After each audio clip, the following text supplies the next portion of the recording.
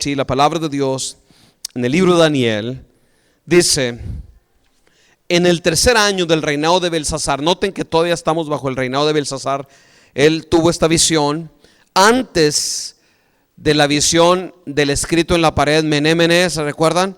Eso lo tuvo antes de que los medos persas conquistaran. Quiero que pongan atención, no quiero ver a nadie hablando, ni distrayendo a nadie, ni nada por el estilo. Quiero que todo el mundo esté acá conmigo, por favor, ¿ok? Bien importante. Dice la palabra del Señor así: en el tercer año del reinado de Belsasar, yo, Daniel, tuve otra visión. En ella me veía en la ciudadela de Sus, en la provincia de Elán, junto al río de Ulai. Me fijé y vi ante mí un carnero con 2 cuernos. Esa es la visión que él tiene. Si alguno de ustedes necesita las notas, ya llegaron, las puede pedir, ¿ok? Estaba junto al río y tenía cuernos largos, y uno de ellos era más largo y le había salido después. Me quedé observando cómo el carnero atacaba al norte y hacia el sur, y ningún animal podía hacerle frente, ni tampoco quien pudiera librarse de su poder. El carnero hacía lo que quería y cada vez cobraba más fuerza. Mientras reflexionaba yo al respecto, de pronto surgió del oeste un macho cabrío con un cuerno enorme entre los ojos, y cruzó toda la tierra sin tocar siquiera el suelo, y se lanzó contra el carnero que yo había visto junto al río, y lo atacó furiosamente. Yo vi cómo lo golpeó y le rompió los 2 cuernos. El carnero no pudo hacerle frente, pues el macho cabrío lo derribó y lo pisoteó, y nadie pudo librar al carnero del poder del macho cabrío. El macho cabrío cobró gran fuerza, pero en el momento de su mayor grandeza se le rompió el cuerno más largo, y en su lugar brotaron 4 grandes cuernos que se alzaron contra los cuernos de los 4 vientos del cielo. Y de uno de ellos salió otro cuerno pequeño al principio, que extendió su poder hacia el sur, al este y también hacia nuestra hermosa tierra. Por supuesto está hablando de la tierra de Israel. Versículo 10. Creció hasta alcanzar al ejército de los cielos, derribando algunas estrellas y las pisoteó. Y aún llegó a sentirse más importante que el jefe del ejército de los cielos. Se refiere a Dios. Y por causa de él se eliminó el sacrificio diario y se profanó el santuario. Por la rebeldía de nuestro pueblo, su ejército echó por tierra la verdad y quitó el sacrificio diario. En fin, ese cuerno hizo y deshizo. Escuché entonces que uno de los santos hablaba. Los santos en el libro de Daniel son ángeles, y que el otro le preguntaba: ¿cuánto más va a durar esta visión del sacrificio diario, de la rebeldía desoladora, de la entrega del santuario y de la humillación del ejército? Y aquel santo me dijo: va a tardar 2300 días con sus noches. Después de eso se purificará el santuario. Mientras yo, Daniel, contemplaba la visión y trataba de entenderla, de repente apareció ante mí alguien de apariencia humana. Entonces escuché una voz que desde el río Ulai gritaba: Gabriel, o sea, un ángel o Dios le dijo a Gabriel, que era otro de los ángeles que es mencionado en el libro de Daniel: dile a este hombre lo que significa la visión. Cuando Gabriel se acercó al lugar donde yo estaba, me sentí aterrorizado y caí de rodillas. Pero él me dijo: tome en cuenta, criatura humana, que la visión tiene que ver con la hora final.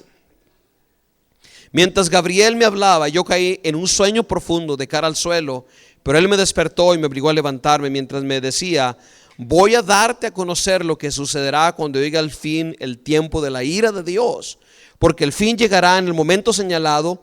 El carnero de 2 cuernos que has visto simboliza a los reyes de Media y de Persia. El macho cabrío es el rey de Grecia, y el cuerno grande que tiene entre los ojos es el primer rey. Los 4 cuernos que salieron en lugar de aquel que fue hecho pedazos simbolizan a los 4 reinos que surgirán de esa nación, pero no tendrán el mismo poder. Versículo 23. Hacia el final de estos reinos, cuando los rebeldes lleguen al colmo de su maldad, surgirá un rey de rostro adusto, maestro de la intriga, que llegará a tener mucho poder, pero no por sí mismo.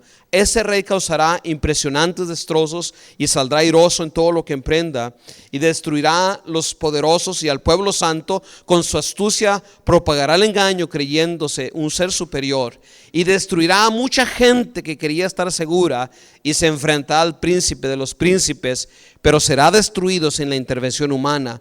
Esta visión de los días con sus noches que se te ha dado a conocer es verdadera, pero no la hagas pública, pues para eso falta mucho tiempo. 27. Yo, Daniel, quedé exhausto y durante varios días guardé cama. Luego me levanté para seguir atendiendo los asuntos del reino, pero la visión me dejó pasmado, o sea, le impresionó mucho, pues no lograba comprenderla. Ok, decidí leer todos los 28 versículos para poder entender desde un principio. Ojalá que ustedes la puedan leer en su casa y la puedan meditar, sobre todo si tienen las notas, ¿verdad? Después de estar en esta conferencia, en esta noche, yo sé que va a ser de bendición grandemente. Nosotros en el capítulo 7 estudiamos sobre las 4 imágenes, ¿verdad? O 4 bestias que estaban representadas, los reinos representados por estas 4 bestias. ¿Cuántos se recuerdan cuáles eran las 4 bestias? ¿Quién me puede ayudar? ¿Cuál era la primera? ¿Un qué? Un león. ¿Qué más? Segundo. Ok, el tercero. Ok, un oso y ¿un qué? Una zorra, un coyote, ¿qué era? Ok, ¿ya se les olvidó? La bestia más fea, Betty la fea, dice Blanca. ¿Cuál bestia estamos hablando acá? Ok, vamos a olvidarnos de eso. Nomás quiero que recuerden que representan 4 reinos. Es lo más importante. Representan 4 reinos. Y no, la semana pasada cuando estuve aquí vimos las imágenes. Aquí en la imagen era un poco más fácil ver eso del tiempo, ¿no? De cómo a través del tiempo han surgido reinos que se han levantado. Pero todos los reinos se levantan porque Dios lo permite. Todos. Incluyendo en el tiempo presente. Las naciones que están ahorita poderosas existen porque Dios lo permite y tiene un propósito por el cual Dios lo está permitiendo para que sus planes y sus propósitos se cumplan verdaderamente. Ahora, vamos a enfocarnos en 2 de los 2 reinos que menciona Daniel. Vamos a estudiar 2 reinos, porque estos 2 reinos son los que tienen que ver principalmente con el retorno, ¿verdad?, de los judíos y lo que va a pasar desde los días de Daniel hasta los días de Cristo.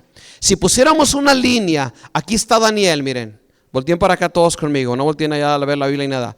Aquí está Daniel en este punto, 600 años antes de Cristo. ¿Cuánto tiempo hace hasta nuestros días? Si él vivió 600 años, ¿cuánto tiempo hasta nuestros días? 2600. Ok, vamos a cruzar una línea. Aquí está Daniel. Él a los 14 años, un poquito más atrás, aquí así, a los 14 años de edad se lo llevaron como esclavo de guerra, como un botín, ¿verdad? Porque Israel fue destruido. Y durante ese tiempo él estuvo bajo el reino de ¿quién? De Babilonia. Al final de su vida surgió otro reino. ¿Cómo se llamaba el otro reino de Ciro? ¿Se recuerdan? Los persas. Y luego 150 años después, estamos ya acá nosotros 600 más, 150 años después surgió otro reino que se llamaban los griegos. Y luego desde los griegos 400 años hasta Cristo, 350 años hasta Cristo, hubo otro reino también que se llama el Imperio Romano. Y la semana anterior que estuvimos enseñando hablamos del significado de ese reino romano y cómo en el tiempo presente va a volver a resurgir a través del anticristo. Bueno, eso todavía lo estudiamos. Hoy nos vamos a enfocar, o Daniel nos va a hablar del imperio persa y del imperio, el otro, ¿cómo se llama? Griego. Porque estos son la parte de la historia desde los días de Daniel hasta los días de Cristo. ¿Qué pasó aquí en medio? Pasaron muchas cosas. El último profeta que nosotros tenemos en la palabra de Dios, ¿cuál es? El último profeta que escribió, ¿cuál fue? ¿Cómo se llamaba? En el Antiguo Testamento, perdón. ¿Cómo se llama el último profeta que escribió? ¿Zacarías? ¿Cómo se llamaba? A ver, dígalo con convicción. Se llamaba Malaquías. Es el último libro de la Biblia, está fácil, ¿verdad? Perdón, del Antiguo Testamento. Malaquías. Él vivió 400 años antes de Cristo. Y en medio de esos 400 años, Dios estuvo silencio proféticamente. Pero el pueblo de Dios siguió existiendo. El pueblo de Dios siguió luchando, siguió confiando, siguió orando, siguió creyendo. ¿Qué pasó? Bueno, aquí Daniel nos está revelando 600 años antes qué pasó en este periodo, desde la última profecía de Malaquías hasta los días de Cristo. Principalmente se enfoca en los persas y los griegos, y es importante sobre todo el último, porque el último de estos reinos, el griego, sobre todo lo que menciona de ese cuerno pequeño que se levanta y blasfema cosas grandes, diríamos un tipo del anticristo. Aunque la semana que viene vamos a hablar más del anticristo, vamos a hablar de las últimas 70 semanas de Daniel y todo su significado. No sé si voy a terminar. Yo planeaba hacerlo en 12 lecciones, pero a lo mejor me va a tomar unas 14, porque necesito, sobre todo los últimos capítulos, ir más despacio para que entiendan todo. Pero vamos a entrar en la visión, explicándola qué significa.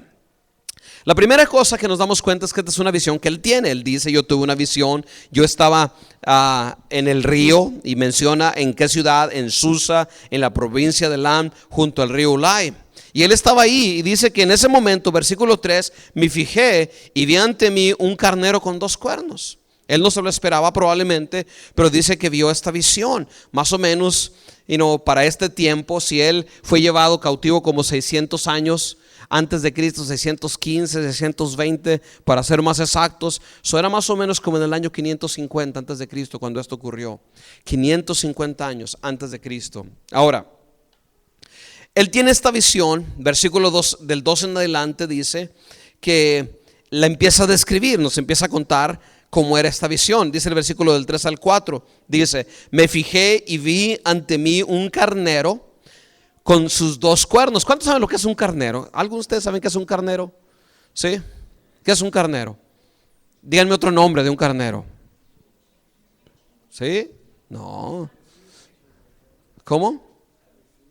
Es como primo del chivo, ¿verdad? Familiar. ¿No? ¿Qué es un carnero? ¿Algunos de ustedes saben qué es un carnero? Nadie sabe. Es una oveja, es un cordero, es un borrego, como no sé cómo le quieran llamar ustedes, pero un carnero es un cordero, es una oveja, o como le queramos llamar, ¿ok? So él vio esto, una gran oveja, un gran carnero, pero con 2 cuernos y uno más grande que otro. So no era una oveja cualquiera, una visión representada. Aquí dice, estaba junto al río y tenía cuernos largos. Uno de ellos era más largo y le había salido después. Acuérdense que el imperio persa estaba dividido en 2 partes, entre los medos y los persas, por eso 2 cuernos. Y dice el versículo 4, me quedé observando cómo el carnero atacaba hacia el norte, hacia el sur, ¿verdad? Y ningún animal podía hacerle frente, ni había tampoco quien pudiera librarse de su poder. Y el carnero hacía lo que quería y cada vez cobraba más fuerza. Cada vez estaba más fuerte. Hay una película que quizás no sé si ustedes la vieron o no, que se llama 300 o 300, donde sale un personaje, Artaxerxes, o él era parte de este reino y fue durante, aunque esa película es una fantasía, no está realmente así la historia, pero para que tengan una idea cuando pasó todo esto, o sea, fue en ese tiempo básicamente, y esa era la clase de ejércitos. Aunque ahí está muy exagerado todo, pero esa era la clase de tiempo que estamos hablando que pasó todo esto, básicamente, ¿ok? Para que tengan una idea, los reyes eran considerados dioses, los adoraban, daban su vida por ellos. Nomás para que tengan una idea de qué tiempo estamos hablando, más o menos de cuando pasó todo esto que Daniel nos está contando. Ok, sigamos adelante. Hay mucha información sobre esto, si a ustedes les interesa entender más. Hay muchos libros bíblicos que le enseñan de historia sobre esto. Y dice que el carnero hacía lo que quería y cada vez cobraba más fuerza. Y es cierto, porque el imperio medio y persa creció y creció y creció de una manera impresionante. Llegó a ser el reino más poderoso y no había nadie que lo pudiera controlar. Controló Egipto, controló hasta lo que es Irak, Irán, Afganistán, todas esas partes, Turquía, todo el mundo conocido llegó a ser conquistado por ellos y era considerado el imperio más poderoso realmente. Dice el versículo 5: mientras reflexionaba yo al respecto, de pronto surgió del este un macho cabrío, de pronto, con un cuerno enorme entre los ojos. Ahora, el macho cabrío, ¿cuántos saben lo que es un macho cabrío? ¿No saben lo que es un macho cabrío? Se los voy a dejar de tarea mejor, ¿ok? ¿Sí saben lo que es un macho cabrío? ¿Qué es? Ahí está, ya ahora sí ya le adivinaron. Pero esto no es cualquiera, sino que es de un tamaño. Bueno, vamos a ver cómo lo describe él. Dice: mientras yo reflexionaba al respecto, de pronto surgió del oeste, del west, ¿verdad? Oeste. Y saben que Persia estaba aquí en esa parte del mundo, y acá en lo que es Grecia está Macedonia. Y exactamente está al oeste de Persia en aquel tiempo. Si tuviéramos un mapa lo pudiéramos ver. Por eso menciona eso. Y dice: mientras yo reflexionaba al respecto, de pronto surgió del oeste un macho cabrío con un cuerno enorme entre los ojos, y cruzó toda la tierra sin tocar el suelo, y se lanzó contra el carnero que yo había visto junto al río, y lo atacó furiosamente. Yo vi cómo lo golpeó y le rompió los dos cuernos, y el carnero no pudo hacerle frente, pues el macho cabrío lo derribó y lo pisoteó. Nadie pudo librar al carnero del poder del macho cabrío, y el macho cabrío cobraba fuerza, pero en el momento de su mayor grandeza le rompió el cuerno más largo, y en su lugar brotaron 4 grandes cuernos que se alzaron contra los 4 vientos del cielo. En el año 550, Daniel está describiendo algo que pasó como 150 a 200 años después, básicamente. Y todo como lo describe, lo dice a la perfección de acuerdo a la historia. Porque la historia dice que en Macedonia, o los griegos, que es lo mismo, se levantó un rey que se llamaba Felipe. ¿Okay? Este rey empezó a organizar las tribus griegas que estaban desorganizadas, y empezó a levantar un imperio pequeño. Pero muere, pero se levanta su hijo, que para ese tiempo tendría más o menos, probablemente de 20 a 22 años de edad, que era conocido como Alejandro. Okay, en ese tiempo era el hijo del rey que se llamaba Alejandro, ¿verdad? Y este muchacho empezó a destacarse. Probablemente desde los 18 años empezó a pelear, no desde los 22, 18 años empezó a ir a pelear a la guerra. Él estaba desesperado, se sentía desesperado por estar en la guerra. Yo nací para eso, para conquistar, para matar, para destruir. Bueno, a los 22 años más o menos de edad, de 20 a 22 años, su papá muere, y él queda como el rey de Macedonia. Y en cuanto está en el trono y dice: yo soy el rey, dice: vamos a conquistar. Y fíjense, este joven, pues 22 años de edad, 21, 22 años de edad, básicamente toma, creo que a 15,000 soldados o 20,000 soldados, y va y se enfrenta a un ejército, el carnero, ¿verdad? A un ejército de como de 100, 200,000 personas, con 15, 20,000. Y él dice: los vamos a ganar, los vamos a destruir. Todo el mundo se burlaba de él. Los mismos persas se burlaban de él. Los reyes de ese tiempo decían: está loco, ¿qué nos va a hacer? Es imposible que básicamente, ¿verdad?, nos pueda hacer algo. Pero en el año 330 o 320 salió de Grecia y se enfrentó al gran rey persa en una batalla que no solamente ganó, pero destruyó totalmente al ejército de una manera increíble, que todavía los historiadores, cuando yo hace poco estaba escuchando y leyendo y estudiando sobre esto, están admirados con la rapidez y el poder que lo hizo. Una vez estaba escuchando Ilustración, fíjese bien cómo era este muchacho de 21 años, 22, Alejandro. Por eso se conoce como Alejandro el Grande o el Magno, porque no ha existido un general más tremendo realmente que este general de Alejandro. Fíjense, estaban perdiendo la batalla los griegos, por supuesto, porque eran 10 contra 1, como quien dice. Estaban perdiendo. Estaban retrocediendo por un puente porque estaban destruyendo los persas, estaban matándolos.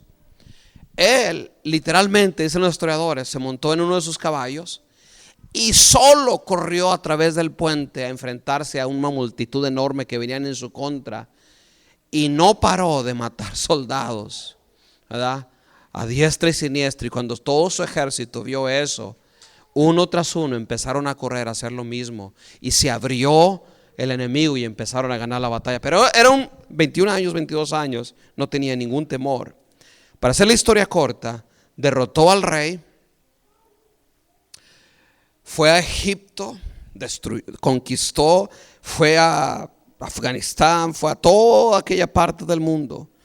Y en 12 años llegó hasta la India. Acuérdense, no había carros, no había aviones, ni nada había realmente, ¿verdad? Todo lo que lo hacían a caballo, básicamente. Pero en 12 años conquistó el mundo. Todo. Hay una leyenda, entonces no saben si será cierto o no, pero dicen que cuando terminó de conquistar todo, se puso a llorar, porque ya no había nada más que conquistar. ¿Sí, ahora qué hago? O sea, yo nací para esto, para conquistar. Y mire cómo lo describe. Daniel lo escribió estas palabras 200 años antes. Dice, versículo 6, versículo 5: mientras reflexionaba yo al respecto, de pronto surgió del oeste un macho cabrío con un cuerno enorme entre los ojos, y cruzó toda la tierra sin tocar siquiera el suelo. Velocidad, rapidez, nada lo detiene. Se lanzó contra el carnero que yo había visto junto al río y lo atacó furiosamente. Y yo vi cómo lo golpeó y le rompió los 2 cuernos. El carnero no pudo hacerle frente, pues el macho cabrío lo derribó y lo pisoteó. Nadie pudo librar al carnero del poder del macho cabrío. 8. El macho cabrío cobró gran fuerza, pero en el momento de su mayor grandeza, 12 años le tomó llegar a esa grandeza, se le rompió el cuerno más largo y en su lugar brotaron 4 grandes cuernos que se alzaron contra los 4 vientos del cielo. Ahora, más o menos, 12 años después, cuando tenía 33 años, murió a los 33 años, esa es la edad que murió. Después de haber conquistado todo el mundo, y murió, algunos dicen, de unas heridas que sufrió en las guerras. Frecuentemente él estaba cubierto de heridas, todo el tiempo estaba peleando. Pero la mayoría de los historiadores dicen que murió simplemente de una borrachera. Tomó hasta que se murió. Porque era un hombre increíblemente valeroso, era un hombre increíblemente, había crecido con los mejores filósofos de aquel tiempo, fueron sus maestros. Y saben que todo esto era parte del plan de Dios. Uno puede decir, Alejandro el Grande, era un tremendo hombre. Pero déjenme decirles una cosa, cómo Dios prepara las cosas. Cuando este hombre conquistó, él no solamente conquistaba y robaba y se hacía rico, cosa que sí lo hizo. Era parte de la conquista, era que las ciudades que vencían les quitaban todo y la gente se quedaba sin nada, básicamente. Pero este hombre tenía algo más. De niño su papá lo puso a que lo educaran varios de los filósofos más importantes de los griegos, varios. Uno de ellos le inculcó todo lo que él sabía, básicamente. Y otra de las cosas que hacía Alejandro el Grande es que donde quiera que llegaba, hacía el idioma griego el idioma oficial. Y en 12 años, todo el mundo, poco a poco, empezó a hablar un solo idioma, por primera vez en aquella parte del mundo, que era el mundo conocido, por supuesto. Un idioma. Antes de eso, la gente no se podía entender. Era difícil comunicar de un pueblito a otro pueblito, porque hablaban de diferentes idiomas, aunque fueran cercanos, básicamente. Pero por primera vez, el mundo empezó a hablar un solo idioma. Ahora, ustedes saben en qué idioma fue escrito el Nuevo Testamento. ¿En hebreo? En griego, porque era el idioma que todo el mundo hablaba. Si yo estaba en la India y hablaba griego, todos me entendían. Si yo estaba en España, yo hablaba griego y todos me entendían. Si yo estaba en Egipto o Alejandría, hablaba griego y todos me entendían. Dios estaba preparando el mundo para la venida de Cristo, porque dice que en el cumplimiento de los tiempos apareció Jesús. Y fue en el momento preciso donde el evangelio se pudo comunicar en un solo idioma a todas las naciones del mundo. Y de esa manera, es una de las razones por qué el evangelio llegó a todo el mundo, porque había un idioma común.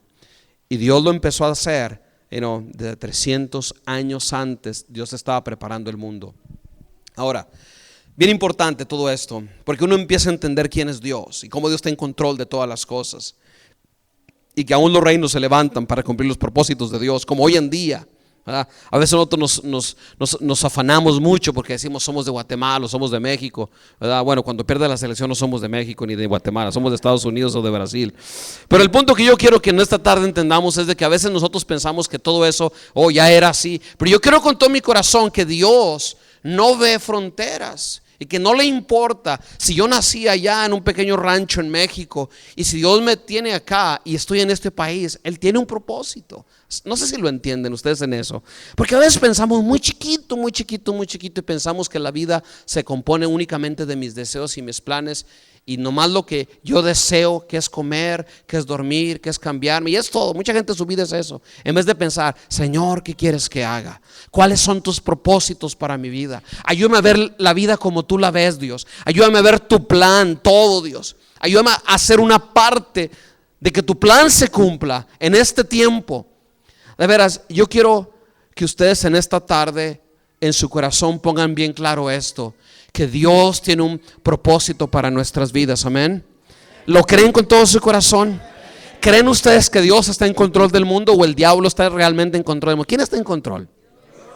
Y si Él está en control del mundo y Él tiene un plan, entonces yo tengo que ajustarme a los planes ¿de quién? De Dios. ¿Para qué? Para poder ser bendecido por Dios, para que Dios me bendiga, para que Dios cumpla su propósito en mi vida.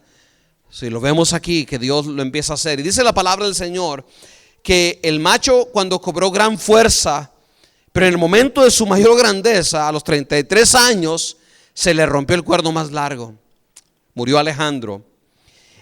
Y lo que pasó, de acuerdo a la historia que ellos hicieron, él tenía 4 generales importantes, súper importantes. Y estos 4 generales eran los que cuando él murió tomaron el control de todo el reino. Ahora todo eso está ahí en sus notas, tiene hasta de más información, ¿ok? Pero el punto es que estos 4 generales tomaron el control. En el sur, uno de los generales que se llamaba Ptolomeo, más hacia el noreste en Siria, Seleuco, y luego donde estaba Macedonia y Grecia, Casandro, y hacia Asia Menor, allá más para la India, para aquel lado, otro general que se llamaba Lisamacos. Pero bien importante, yo quiero que nosotros pensemos en el primero, en el que es el pueblo de Dios. Notemos, dice que se partió en 4, se brotaron 4 cuernos o 4 reyes, porque el reino de Alejandro se dividió en 4. Eso es lo que dice la historia, y aquí está en la palabra del Señor. Dice: y en su lugar brotaron 4 grandes cuernos que se alzaron contra los vientos del cielo. Ahora, yo quiero que veamos de esos 4 cuernos, dice la palabra del Señor, que de esos 4 cuernos, que estamos bien con el tiempo, salió otro cuerno. De los 4 cuernos, pequeño al principio. Este cuerno literalmente es uno de los reyes que heredaron el reino de Alejandro el Grande, ¿verdad? Y dice la palabra del Señor: pequeño al principio, que extendió su poder hacia el sur y hacia el este y también hacia nuestra hermosa tierra. Está hablando de Israel. La hermosa tierra está hablando de Israel. Versículo 10: creció hasta alcanzar el ejército de los cielos y derribó estrellas y las pisoteó. Yo creo que habla de veras que este hombre, y de acuerdo a la historia, realmente este hombre es conocido en la historia, en los libros de historia. Su nombre es Antíoco. De ahí es que viene la ciudad donde Pablo predicó, que se llamaba Antioquía, que fue nombrada en honor a él. Y se llamaba Antíoco, y él se autonombró Epífanes, porque la palabra Epífanes viene de la palabra griega de epifanía, que significa una manifestación de Dios mismo. Él decía: si ustedes me ven a mí, están viendo a Dios. Así se autonombró. Por eso es que dice aquí la palabra del Señor, este hombre llamado Antíoco Epífanes. Si usted lee el libro de historia, ahí está. Dice la palabra del Señor que creció hasta alcanzar los ejércitos de los cielos. Y yo creo que aquí este hombre habla de su actitud de ser como Dios, ¿ok? Y dice: y aún llegó a sentirse más importante que el jefe de los ejércitos de los cielos. ¿Y quién es el jefe de los ejércitos de los cielos? Dios. Llegó a sentirse mayor que él. Y la verdad que sí, él se sentía. Y ahorita vamos a ver qué cosas hizo. Y dice: por causa de él se laminó el sacrificio diario. Está hablando del sacrificio que se hacía en el templo, ¿ok? Y se profanó el santuario. Aquí hay dos cosas que está hablando. Bueno, ahorita se las voy a explicar, pero vamos a seguir leyendo. Dice: y por la rebeldía de nuestro pueblo, su ejército echó por tierra la verdad y quitó el sacrificio de Aarón. En fin, ese cuerno hizo y deshizo.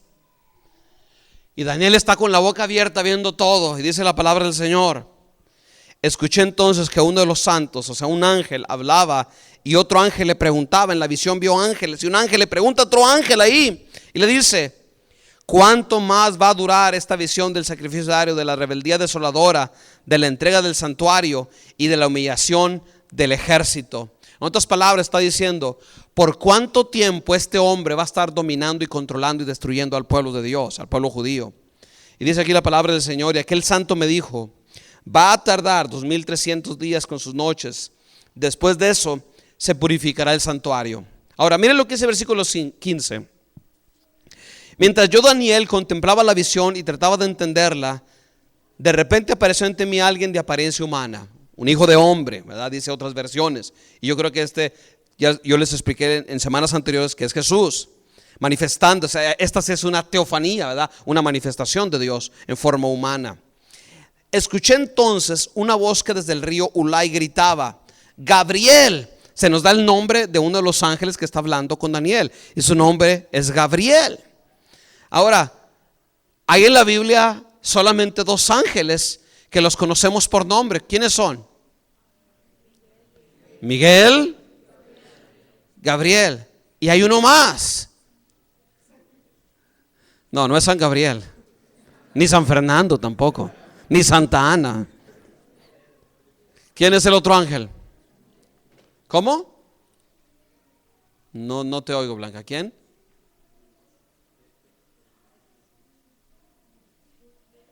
Exacto. Solamente en la Biblia conocemos el nombre de tres ángeles. Uno de ellos es Miguel, que peleó contra Luzbel, Satanás, y a Gabriel. Y siempre en la Biblia el ángel Gabriel es como el ángel que Dios designó al pueblo de Israel y que trae mensajes siempre. Aun cuando Jesús nació, ¿quién fue el ángel que anunció que iban a ser Jesús? ¿Cómo se llamaba? El ángel Gabriel. Pero hay otro ángel. ¿Cómo se llama el otro ángel?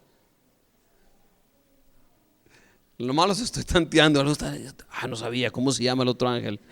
No hay otro ángel. Les acabo de decir que solamente hay tres por nombre. Hay muchos más. De hecho, aquí en esta visión estamos viendo que había varios ángeles, pero nomás estoy diciendo que solamente hay tres ángeles que conocemos por nombre. 17. Cuando Gabriel se acercó al lugar donde yo estaba, me sentí aterrorizado y caí de rodillas.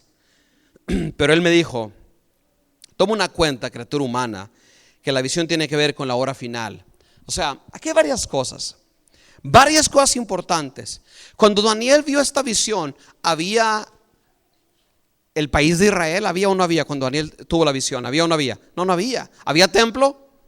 No había templo. ¿Verdad que no? No había ni país, no había ni trono de David, no había ni templo. ¿Y había sacrificios? ¿Sí? ¿Había sacrificios? ¿Puede haber sacrificios si no hay templo? No puede haber. Tiene que haber un templo. Pero lo que Daniel está viendo es que en el futuro el pueblo de Dios se le iba a permitir.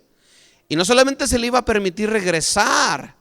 Y nosotros sabemos en los demás capítulos que vienen adelante cuándo iban a regresar.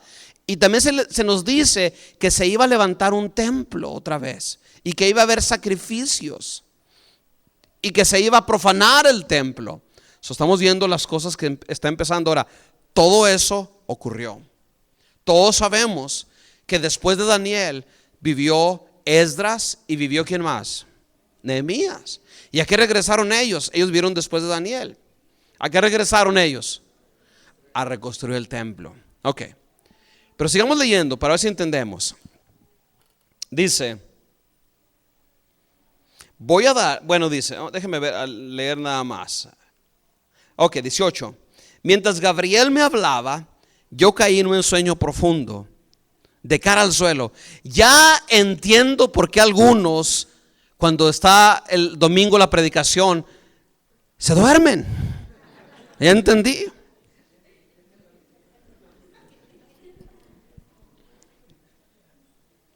¿Algunos de ustedes han comprado los videos que vendemos el domingo? Cuidado, porque algunos de ustedes los he visto roncando. Pero ahora entiendo por qué. Dice que porque cuando el ángel hablaba, cayó en un sueño profundo, de cara al suelo. Eso es lo único que no ha pasado todavía. Pero dice, pero él me despertó y me obligó a levantarme. Eso ya sé lo que voy a hacer cuando vea a alguien durmiendo entonces. ¿Saben que una vez yo hice eso? De veras, lo hice una vez con una persona. Yo no estaba predicando, pero estábamos teniendo como un seminario para jóvenes. Fíjense, estábamos yo y mi esposa recién casados, no teníamos hijos ni nada, pero teníamos un seminario para jóvenes y había como 15 jóvenes en la iglesia, o 10 jóvenes probablemente. Pero teníamos un seminario sobre el noviazgo. Y me recuerdo que eran como a las 2, 3 de la tarde. Y habíamos dado de comer, acabamos de comer y estaba enseñando y estaba alguien conmigo sentado y estaba alguien predicando, enseñando sobre el noviazgo. Mayormente todo el mundo está despierto cuando se habla de eso, pero él estaba bien dormidoto así. Y yo lo vi y le hice con el codo, levántate, te hablan que ores por la ofrenda. Y estaba dormido, en serio, yo le hice eso. Y se paró y el Señor, te pido que bendigas la ofrenda. Y lo abre los ojos y ve que todo el mundo se le está viendo y ve que alguien está ya predicando. Se agacha y se sale y se va al baño. Y todos empezaron a entrar en bendición con un espíritu de risa. Todos cayeron. Pero eso voy a hacer la próxima vez. Si ustedes ven que alguien se duerme, les doy permiso que hagan lo que yo hice. El pastor te está hablando que te pongas a orar. Ok. Solo obligó a levantarse, dice aquí la palabra del Señor. Mientras me decía, note, aquí viene la interpretación, aunque yo ya les di mucho de la interpretación, pero ahora el ángel está diciendo, y mientras me decía, voy a darte a conocer lo que sucederá cuando llegue a su fin el tiempo de la ira de Dios. Porque el fin llegará en el momento señalado. Número 1, le está diciendo Daniel, yo sé que el pueblo de Dios está bajo la ira de Dios. Yo sé que el pueblo de Dios me desobedeció y los mandé en auxilio, los castigué, los saqué fuera, perdieron tierra, perdieron templo, perdieron trono. Pero va a llegar un momento en que mi ira se va a acabar y va a venir la restauración. Es lo que le está diciendo. Y dice aquí la palabra del Señor. El carnero de 2 cuernos que has visto simboliza a los reyes de Medio y de Persia, como ya lo vimos. El macho cabrío es el rey de Grecia. Y el cuerno grande que tiene entre los ojos es el primer rey. Por supuesto, estoy hablando de Alejandro el Magno. Los 4 cuernos que salieron en el lugar del que fue hecho pedazos simbolizan a los 4 reinos que surgieron de esa nación, pero que no tendrán el mismo poder. Y eso pasó. Después de que Alejandro muere, es dividido en 4 partes el reino y poco a poco el reino desapareció hasta que llegó Roma y destruyó el reino griego y se levantó el imperio romano en el año 150, 180 por ahí. Versículo 23 dice, pero al final de esos reinos, y esto pasó como en el año 200 más o menos, en el año 200 se levantó ese cuerno pequeño que alzó su voz, que está en el versículo, dice 9 y 10.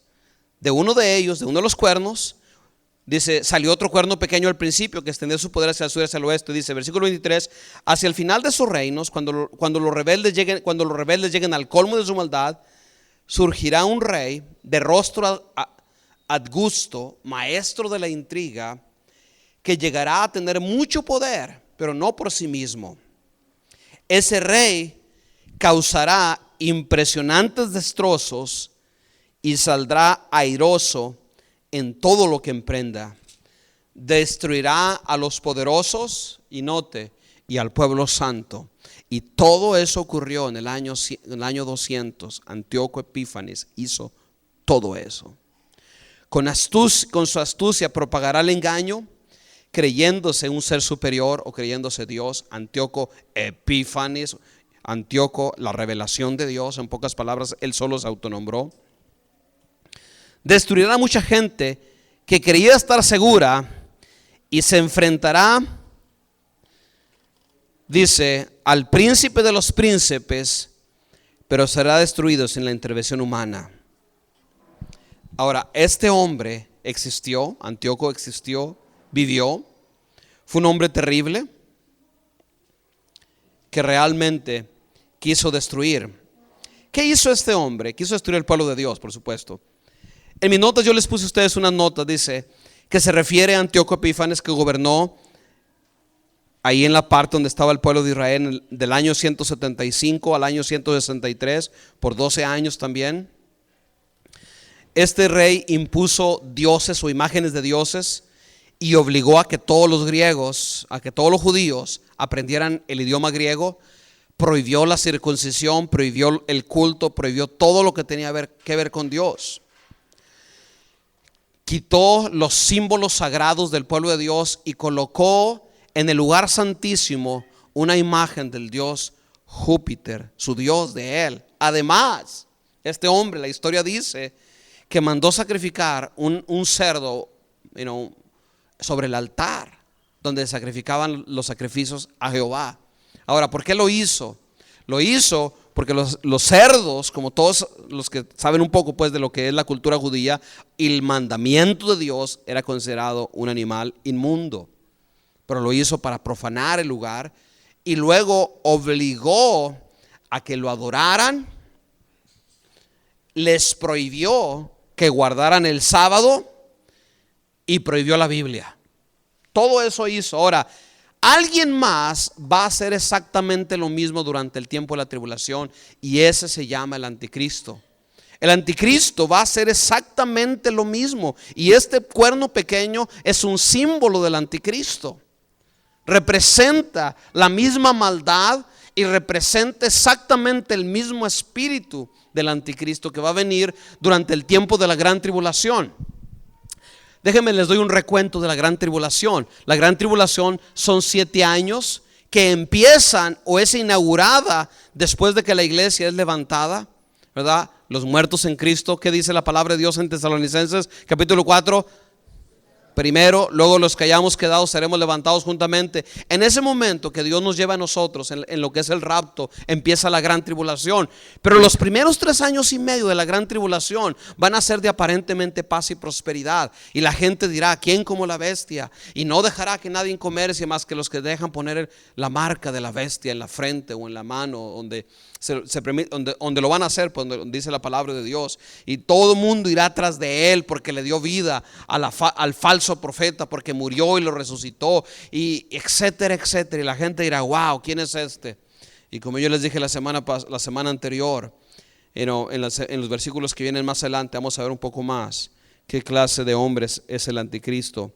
Pero a los 3 años y medio él va a ir a Jerusalén, donde él va a querer reinar. El diablo es un imitador de todo lo que Dios quiere hacer. Él lo quiere hacer primero.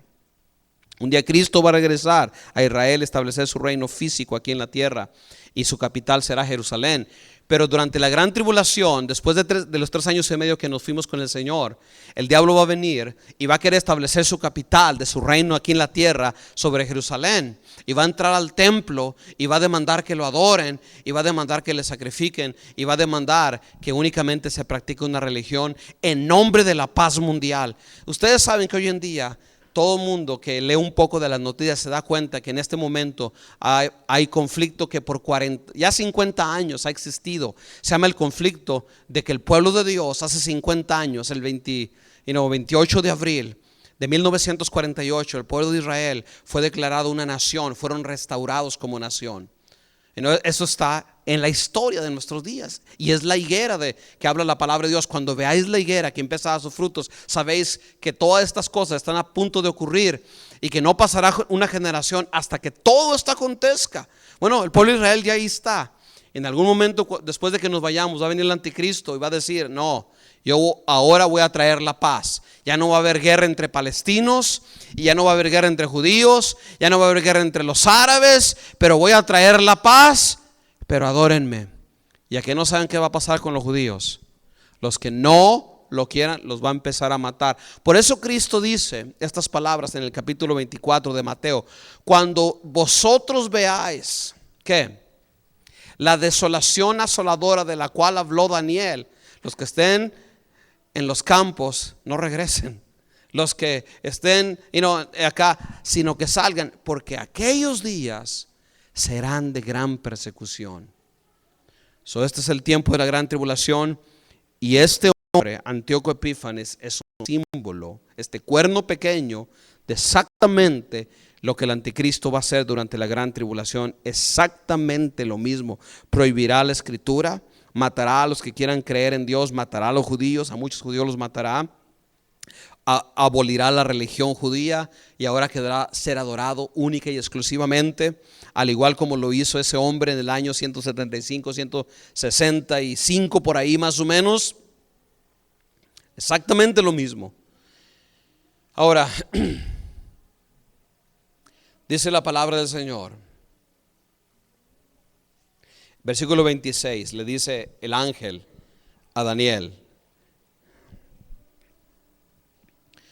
le dice: esta visión de los días con sus noches, o sea, de los 3 días y medio que se te ha dado a conocer, es verdadera, pero no la hagas pública, pues para eso falta mucho tiempo. Y por supuesto, Daniel está escribiendo 550 años y esto ocurrió más o menos como 150 años, o sea, faltaban 300 años para que se cumpliera, y se cumplió exactamente todo lo que estaba diciendo. Versículo 27 dice: yo, Daniel, quedé exhausto y durante varios días guardé cama. Luego me levanté para seguir atendiendo los asuntos del reino, pero la visión me dejó pasmado, pues no lograba comprenderla. Y después nos damos cuenta que se pone a orar y ayunar para entenderla, ¿verdad? En el siguiente capítulo. Y eso lo vamos a estudiar la semana que viene. Pero yo quiero decirles algo bien importante. Cuando esto ocurrió de este hombre llamado Antíoco Epífanes, que quiso destruir al pueblo de Dios, al pueblo judío, se levantó un sumo sacerdote, ¿verdad?, en contra de él, y empezó una revolución. Y ahí es donde surgió lo que se conoce como los macabeos, que básicamente fueron los judíos que se levantaron en guerra en contra de este hombre, este cuerno pequeño que le llama aquí la palabra de Dios, ¿verdad? Y literalmente lo derrotaron, lo expulsaron. Dios hizo un milagro. Y por más o menos, ¿qué será?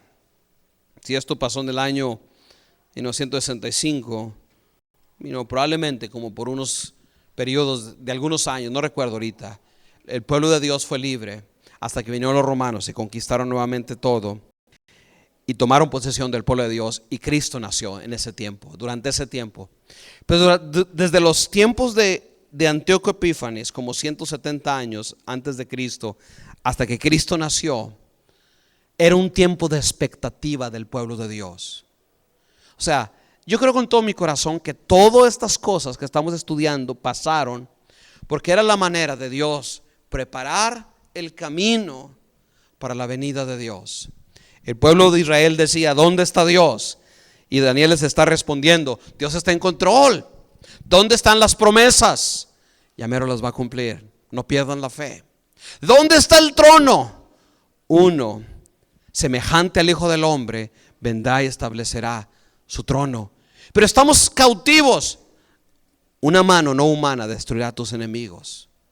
Yo creo que eso es para nosotros también en nuestros días. Nosotros no estamos enfrentando cuernos pequeños. Alguien dice: no, yo enfrento cuernos grandes. Nosotros no enfrentamos carneros ni nada de esos símbolos, ¿verdad? Enfrentamos tentaciones, enfrentamos problemas, enfrentamos circunstancias, pero la respuesta es la misma. ¿Dónde está Dios? Dios está en control.